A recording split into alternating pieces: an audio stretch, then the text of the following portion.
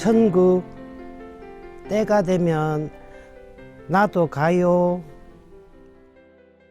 19세기 이탈리아의 경제학자 빌프리도 파레토가 개미를 관찰하여 개미의 20%만이 열심히 일한다는 것을 발견하고 이것을 인간 사회에 적용시킨 법칙을 2080 법칙, 파레토 법칙이라고 합니다.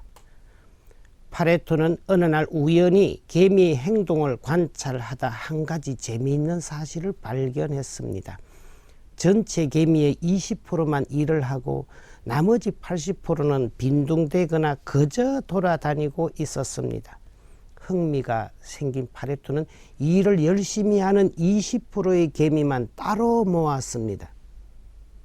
20마리 모두가 열심히 일할 줄 알았는데 20마리의 20%, 4마리만 열심히 하고 나머지 80%, 16마리는 일을 하지 않았습니다.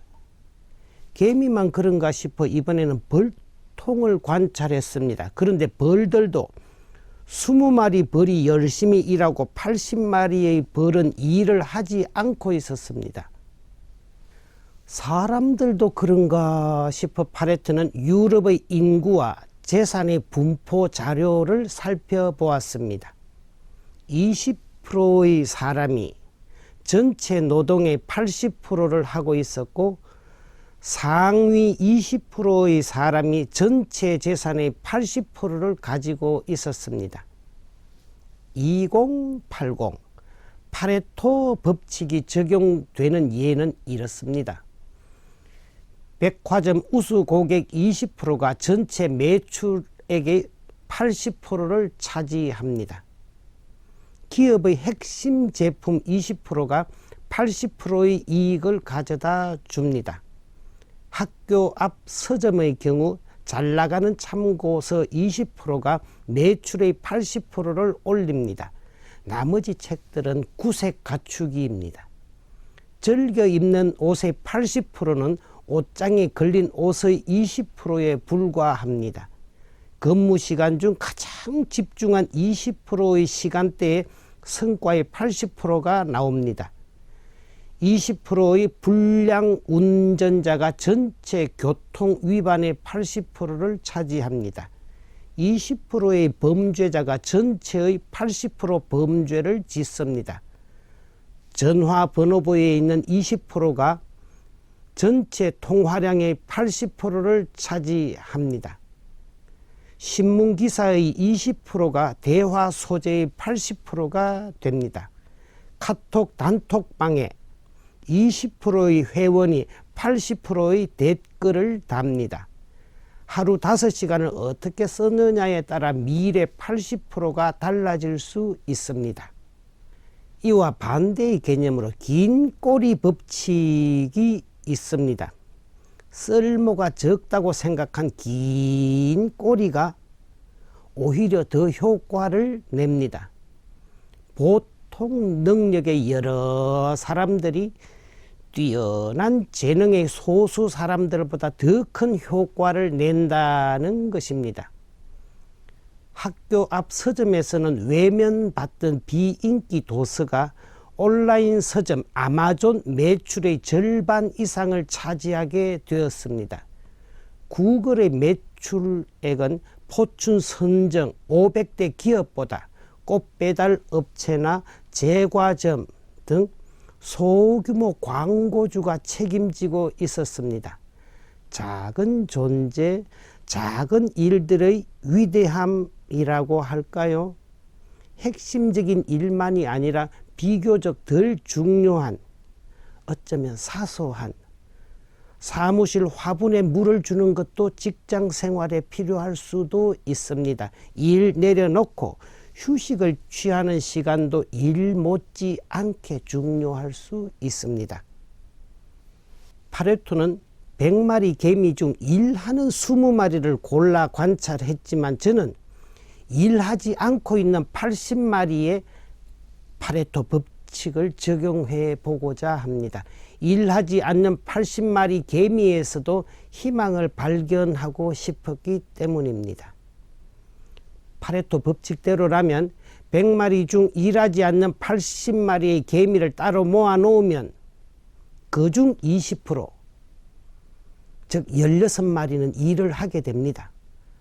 다음, 그래도 일하지 않는 64마리를 따로 모아놓으면 그중 20%, 12마리는 일하게 됩니다. 그래도 일하지 않는 52마리를 따로 모아놓으면 20%, 10마리는 일하게 됩니다. 그래도 일하지 않는 42마리를 따로 모아놓으면 8마리가 일하고 다음에는 34마리 중 6마리가, 28마리 중 4마리가 결국은 모두가 일하게 된다는 결론이 나옵니다. 편의상 일하는 개미를 관찰한 것을 A 파레토 법칙이라고 하고 일하지 않는 개미를 관찰한 것을 B 파레토 법칙이라 부르겠습니다.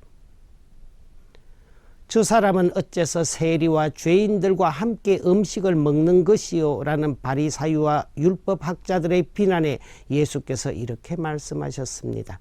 건강한 이들에게는 의사가 필요하지 않으나 병든 이들에게는 필요하다. 나는 의인이 아니라 죄인을 부르러 왔다.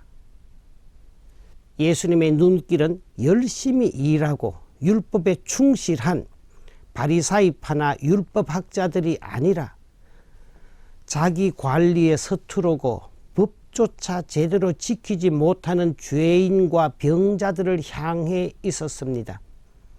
작은 자들의 존재 가치를 강조하는 롱테일 법칙이나 일하지 않고 있는 개미들에 주목하는 비파레토 법칙이 예수님께 적용될 수 있겠습니다. 예수님은 존재 가치가 적은 사람들, 죄인이라고 손가락질 받고 비난받는 사람들을 품어주셨고 그들에게 새로운 희망을 안겨주셨습니다. 그렇게 예수님의 건강한 눈길을 받은 사람들은 하나씩 둘씩 일어섰습니다. 죽었던 소녀가 일어나고 과부의 외아들과 라자로가 죽음에서 일어났습니다. 하혈하던 여인이 사람들과 어울리게 되었고 사마리아 우물가의 여인의 외로움이 치유되었습니다. 예수 그리스도의 제자로 살아가려는 저의 노력에도 불구하고 제 안에는 게으름이 80%를 차지하고 있습니다. 그래도 저는 희망을 버리지 않습니다. 비파레토 법칙이라면 저도 조금씩 나아지리라 믿기 때문입니다. 그리고 세례를 받고 성당에 다니면서도 집중하지 못하는 천주교 신자분들을 보면서도 희망을 걸고 있습니다. 지금 열심히 하지 못해도 심지어 냉담하고 있어도 때가 되면 열심히 하게 되는 그때가 오리라 믿기 때문입니다. 박해하던 사울이 순교자 바울이 되었고 십자가 오른쪽 강도는 마지막 한순간에 믿음 고백 하나로 천국의 문을 열었습니다. 저분은 반드시 천국 가겠다는 분들도 계시지만 그렇지 못하신 분들도 때가 되면 언젠가는 천국길에 발자국을 찍으실 것이라 저는 믿습니다. 여러분, 게으름의 반대말은 조금씩 천천히라는 말이고 게으름과 같은 말은 성급함, 조바심이랍니다. 급하게 서둘다 보니 일이 제대로 될 리 없고 결과적으로 게을러지게 된다는 것입니다. 때가 되면 나도 천국 가요 라는 마음으로 조금씩 천천히 구원의 길을 함께 걸으시길 기도드리겠습니다.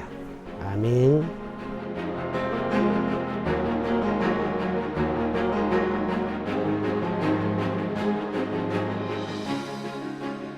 이 방송은 여러분의 거룩한 후원금으로 제작되었습니다.